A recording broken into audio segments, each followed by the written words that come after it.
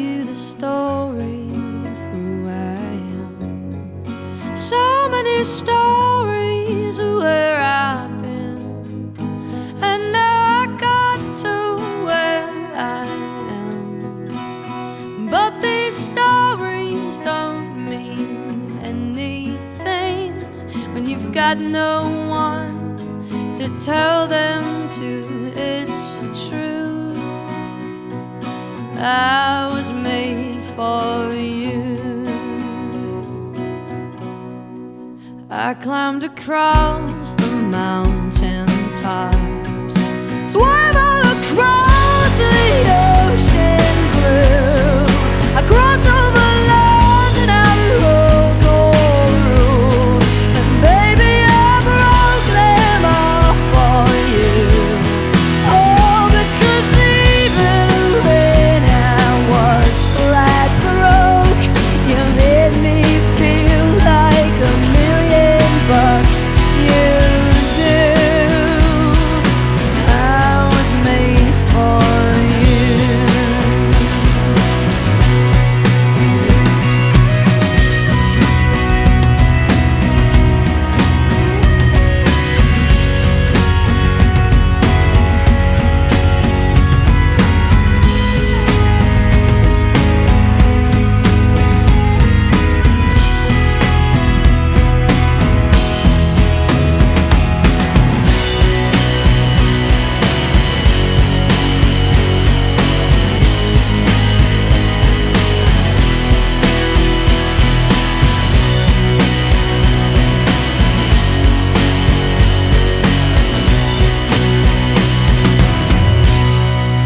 You see the smile that's on my mouth, it's hiding the words that don't come out.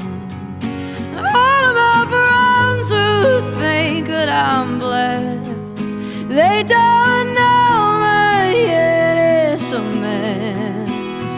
No, they don't know who I really am, and they don't know what I've been through like you do.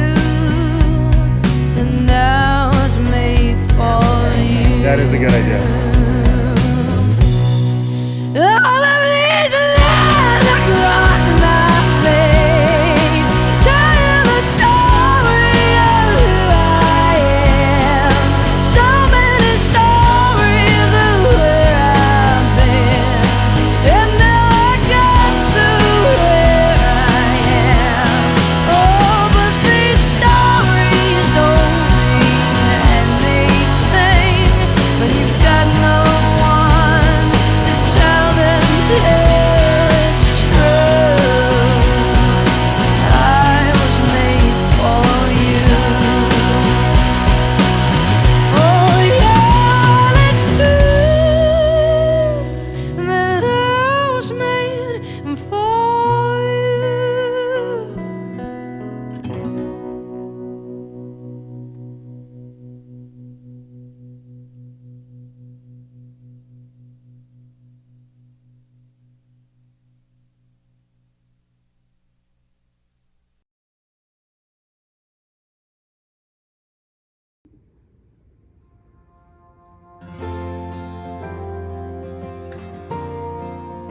You weren't recording that? I am now. I'm not recording when I'm messing with the camera. Okay. Love Letters to Daniel Craig. Take one. That's the working title. This is a workshop of a one-woman show, so please, when you watch this, be kind. You want me to read the description? Yeah. Curtain rises, a chair, a table, a bottle of water, on the table an assortment of trophies and Daniel Craig memorabilia. A Letters to Daniel blanket hangs over the back of the chair. Amy enters the stage and centers herself. I don't like this part. Daniel, I've always wanted to be a writer. I don't know when I wanted to direct so badly. Maybe after I got a taste of it with my documentaries. I certainly never saw myself as an actress. But here I am, attempting for the second time, a one-woman show. Since making an experimental film, which included poems, which makes my faith in the arts, my intense appreciation for your work, and my spirituality, my team and I have won awards for it. Now I find myself circling back.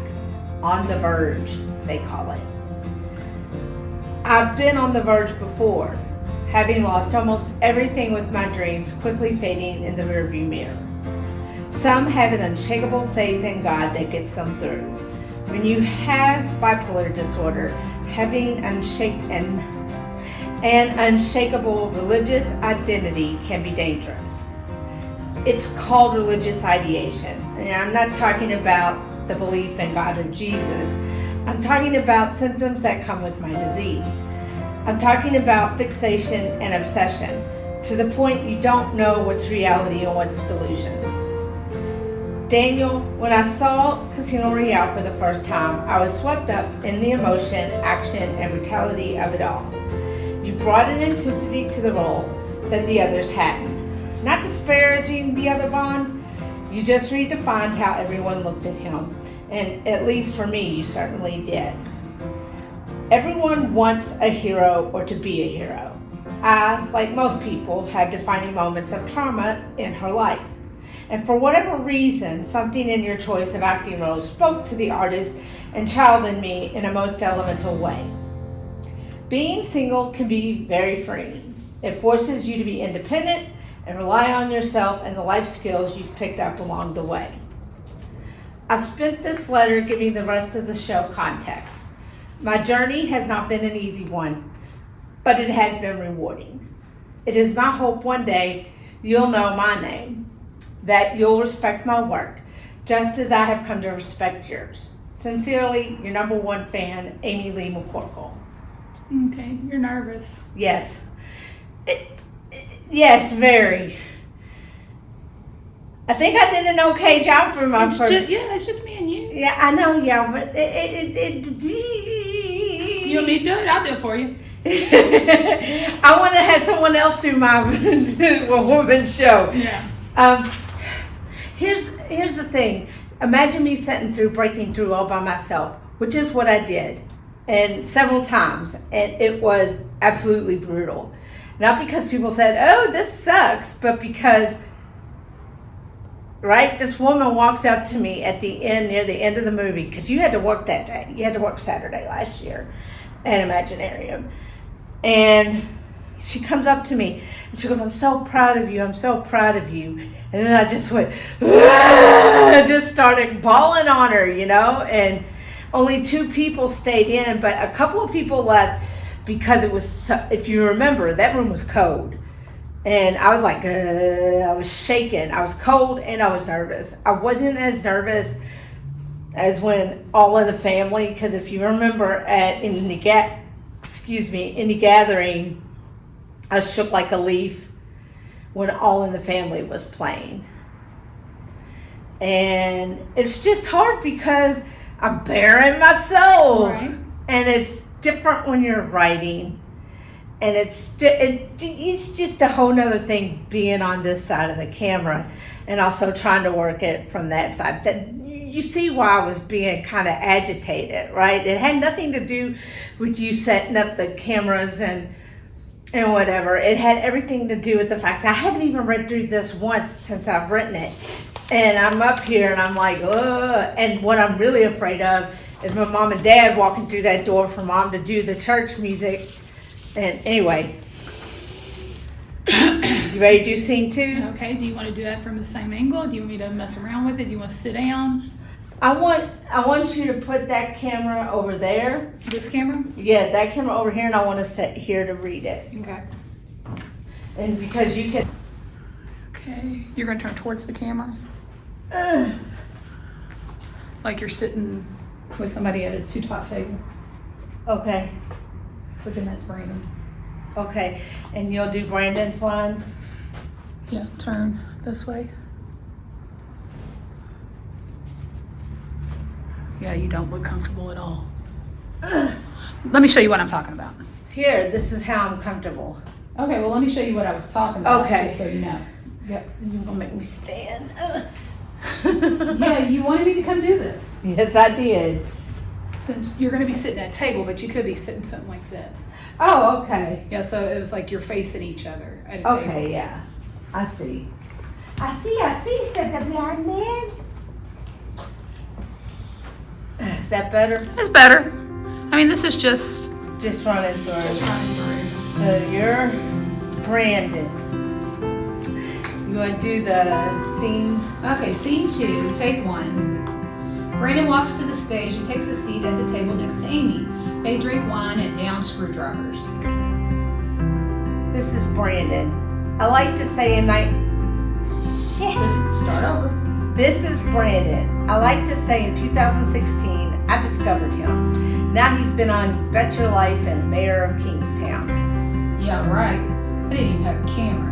If it weren't for Sterling there'd be no movie. Oh, I didn't realize it went on. Well, that was me. I should have just had him. Yeah, right. I didn't even have a camera. If it weren't for Sterling, there'd be no movie. Amy, this experience has changed my life. Reading your book has made me get serious. You're going to inflate my ego. Good. That's what I'm here to do. 23 pages in one day, bitches. That's the reason I call you the truth. You're a leader in the truest sense of the word. Kinder words. My whole life, I've been cast as a thug or a criminal. You gave me a chance to really stretch. You're my sister forever because of it.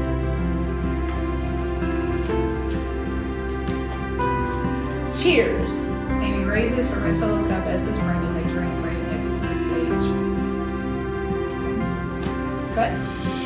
Yeah, and well, it says I stand up. Yeah. Well, it breaks into another scene. Yeah, I know. It just kind of flows into it. Yeah. So, I mean, I'm going by your word on the page. yeah. What'll happen? Well, whenever I'm on the stage, it'll just go. It'll kind of flow, even though. Well, on the stage, wherever we perform it, Yeah. It'll kind of just flow.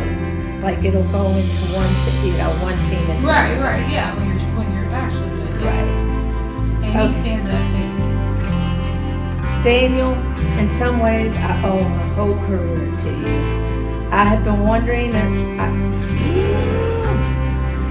Daniel, in some ways, I owe my whole career to you.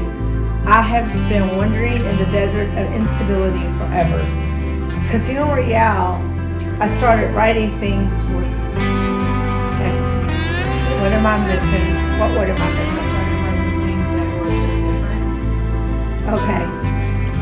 Daniel, in some ways, I owe my whole career to you. I had been wandering in the desert of instability forever. With Casino Royale, I started writing things that were just different. I was mesmerized by those eyes of yours and the way you could infuse a million stories there without saying a word. I found my hero prototype.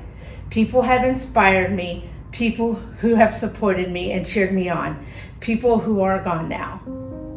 People like my Aunt Debbie. Amy. What? Do you want me to read this? No, I can do it. People who would say COVID isn't or wasn't real haven't been touched by it like I and countless others have.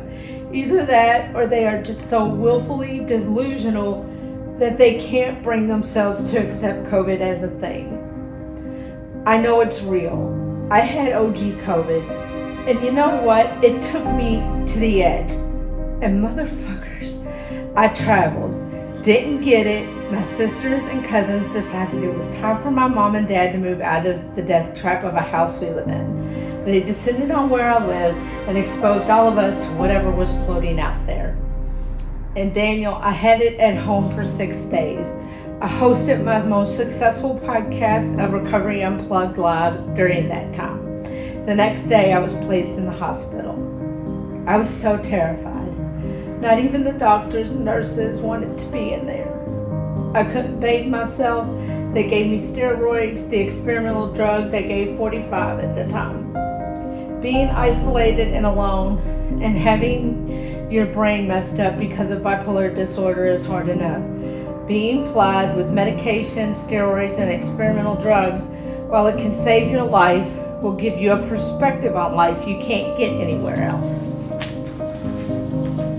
Being at death's door will fuck you up. I was on 5 liters of oxygen upon admission to the hospital. I was clueless as to how sick I was.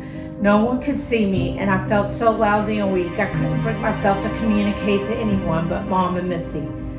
My Aunt Debbie had passed 2 months earlier from it, and my Aunt Rosie died in the hospital before I got out. But Daniel, even though I couldn't see my friends and family, they were out there praying for me, checking on me, reaching out to me. My favorite person in the world, Dell, even checked on me. It was an 8-day ordeal. It could have gone either way. When I could have ended up on a ventilator, I was able to be weaned off the oxygen instead. COVID was like a tornado. It would take out the whole neighborhood, yet leave you standing. It took my friend Susie, and finally to kill Dell. I thought I'd know Dell forever, but I only got to know him 6 wonderful years. I miss him, and my heart is broken for the loss. So I got the vaccine. I respect. Oh God, I can't see. I'm crying. I respect someone if they're allergic, but I have a problem with willful ignorance because that's why so many people died. But that's a story for another day.